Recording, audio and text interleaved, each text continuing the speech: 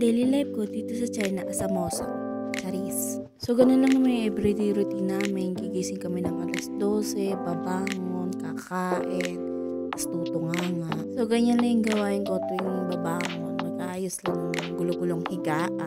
Tamang ayos-ayos lang, dapat pantay. Yung pantay na pantay. Charot. At pagkatapos ko nga mag-ayos-ayos ng higaan namin, punas-punas lang ng mga alikampok. Tapos, yan, nagpit-pit ng konting kalat-kalat. Kasi mag-isa na lang ako dyan. Wala na si Panda. Di ba bango siya, doon siya sa labas, tumatambay. Or minsan, ganyan niya. Kung saan nakakarating. So, pagpag lang ako walis-walis konti. Tapos, punas-punas ng alikabok. Arrange ng mga nagulo-gulo. Ano na yung ginagawa ko tuwing umaga, tuwing babangon. Araw-araw yun, nakaka-boring na. Kasi ito na, may pakonting pasilya sa aming kwarto. Ito yung kwarto namin. Ang daming sabit-sabit na picture. Kala mo di na maghiwalay. Charot.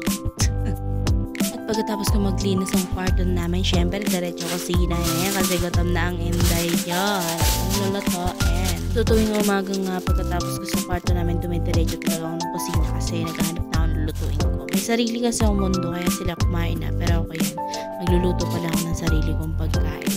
Kasi nga hindi ako sumasabay minsan sa pagkain nila. May mga times kasi nakakasawa na rin kasi yung pagkain nila. Kaya ako nagluluto talaga ako dito ng sarili kong pagkain. So dahil nga wala yung mga ingredient ng Pilipinas dito, so nag-iimbento na lang din ako ng luto ko.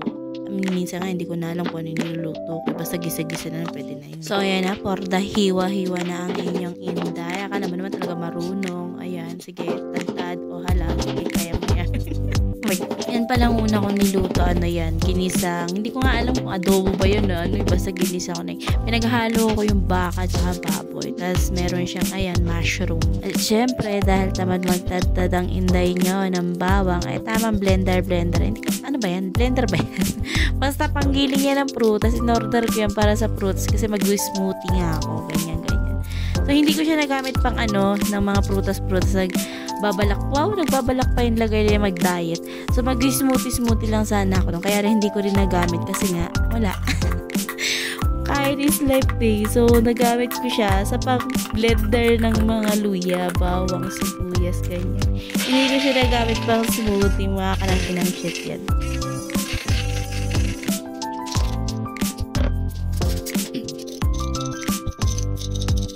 So, ayan ang recipe for today. Pinaghalo ko nga yung baka at saka yung baboy.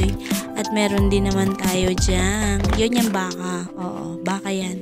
Tapos meron tayo dyan shami, charis. Ano yan? Hipon.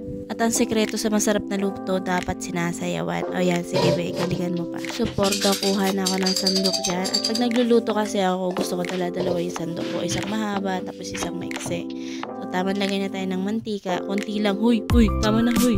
Pinapaliguan na ng mantika eh. Ano ba, Chinese lang? Sila kasi dito, pag nagluluto, nililigo yung mantika. Sinasabaw talaga nila. Kasi nakalimutan ko pa dyan yung sibuyas na nanggaling sa kapitbahay. Oo, galing sa kapitbahay. Galing yan sa pinsan, sa bahay ng pinsan ng asawa ko. Oo, okay na? Oo, galing ganila Jessa. Okay, shout out Pep, sponsor. Next time, isang plastic na yung kukunin ko sa inyo. Hindi kasi kami dito nagsisibuyas sa bahay. Ako lang talaga yung gumagamit ng sibuyas. Pag namamalingin kasi yung biyanan ko o kaya yung asawa ko. Kaya kami, minsan paunti-unti lang talaga yung kinukuha. Ayaw kasi nila ng sibuyas dito. Oy, ayan. Oy, dogyo. Takita namin yun. Dapat sila ure. Dali.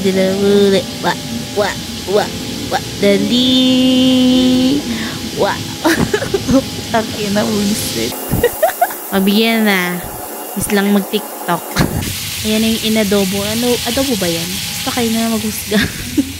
Yan na yung bisyo.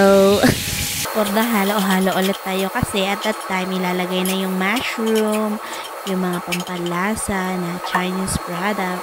Ano kayo naglasang Pilipinong pagkain yun? Puro Chinese product din naman yung pinaglalagay. Ano?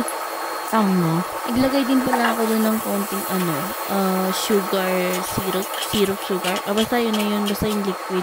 Ayan. Para may siya, may tamis konti.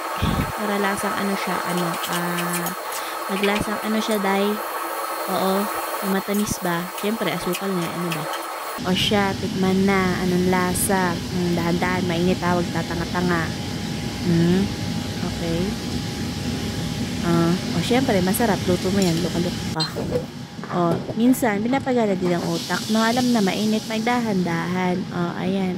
Actually, napasok talaga ako diyan, kinat ko lang para hindi nakakahiya. Tapos kinuha ko yung tirang ulam namin nung isang araw. Isang araw! Kanina umaga lang yan. Nung umaga yan, I mean, ano kasi yan, alas 12 na ako nagluluto na. So, yung tirang ulam na niluto ng asawa ko, ininit ko na lang para hindi masayang.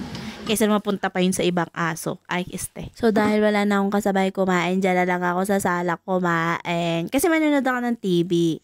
Ganyan yung gawain ko dyan. Kakain, tutulog, manonood ng TV, palaki yung baboy. So, everyday routine, gigising ng tanghali, babangon para magluto ng sariling pagkain, manonood ng TV.